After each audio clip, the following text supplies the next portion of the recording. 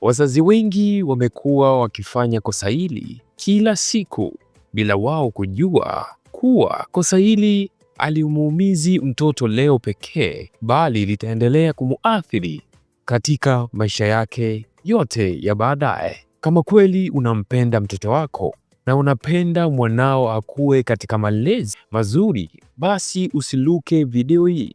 Karibu kwenye chaneli yetu Watoto Plus. Hapa tunazungumzia malezi bora ya watoto na kumjengea mtoto misingi ya uelewa, upendo na sayansi ya ukuaji wa watoto. Leo tutazungumzia kosa moja ambalo wazazi wengi wamekuwa wakilifanya wakizani wanafanya kwa nia njema, lakini matokeo yake ni mabaya sana kwa watoto. Fuatana nami mwanzo mpaka mwisho. Kosa lenyewe ni hili: kumlinganisha mtoto wako na watoto wengine. Yaweza onekana ni moja kati ya mbinu ya kumfanya mwanao awe na hali ya kupambana juu ya vile anavyoshindwa kufanya, lakini kumbe hii ni pilipili kali machoni. Pengine wewe ni shuhuda au mhusika wa maneno haya: mtoto wa fulani ana akili kuliko wewe, kaka yako anaweza kuliko wewe. Hili ni kosa kubwa mno na sumu hatari kwenye akili ya mtoto. Waweza kujiuliza kwa nini ni kosa? Kisaikolojia, siku zote mtoto ajitazame kama mtu mzima, na endapo atalinganishwa mara kwa mara, basi jua moja kwa moja atajifunza mambo haya matatu hatari: kupoteza hali ya kujiamini. Mtoto ataanza kujiona hafai hata kama ana kipaji kikubwa ndani yake. Sababu ya pili, mtoto ataanza kuishi kwa hofu. Kila atakachokifanya atafanya si kwa sababu anaelewa, bali atafanya ili asilinganishwe na mtoto mwingine. Na sababu ya tatu, huanza kujichukia au kuchukia wengine. Hali hii huharibu mahusiano yake na wenzake shuleni, lakini pia hata atakapokuwa mkubwa atakuwa hivyo.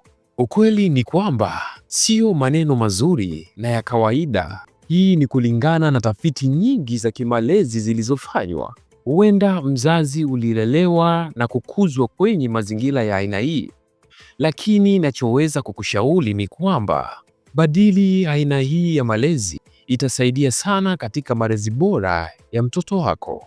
Kumbuka kwamba mtoto wako ana akili ya pekee, kasi yake ya kujifunza, lakini pia kipaji chake cha pekee sana. Kumlinganisha ni sawa na kumwambia wewe si wa muhimu na wala hauna thamani. Je, nini kifanyike baada ya kosa hili? Jambo la kwanza, mlinganishe mtoto wako na yeye mwenyewe. Mwambie hivi: leo umefanya vizuri kuliko jana. Jambo la pili, tambua jitihada zake, sio matokeo. Msifie kulingana na jitihada zake. Hii itamjengea hali ya kujaribu tena hata pale atakaposhindwa. Jambo la tatu, tumia lugha ya kujenga. Badala ya kusema wewe ni mzembe, sema hivi: naona uwezo wako ni mkubwa, hebu jaribu tena kwa mara nyingine. Malezi yaliyo bora sio ya kumpa mtoto kila kitu, bali malezi bora yanahitaji kumpatia mtoto mazingira salama ya kukua kihisia, kisaikolojia na pia kitabia.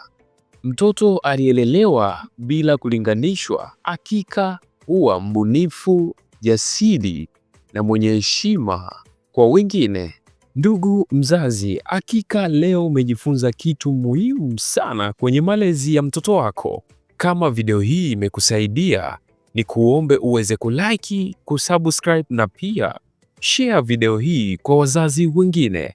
Mpaka wakati mwingine, ni wakati wa kusema bye bye.